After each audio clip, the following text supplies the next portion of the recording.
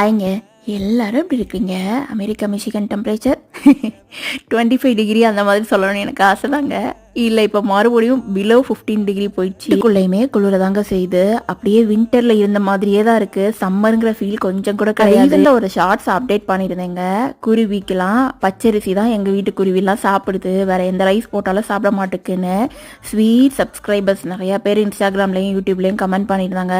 ஒரு வால்மார்ட்டில் போய் செக் பண்ணி பாருங்கள், பேர்ட்ஸுக்குன்னு தனியாக ஃபுட் இருக்கும் அப்படின்னு சொல்லிட்டு. அங்கே போய் செக் பண்ணி நாங்கள் எடுத்தோங்க.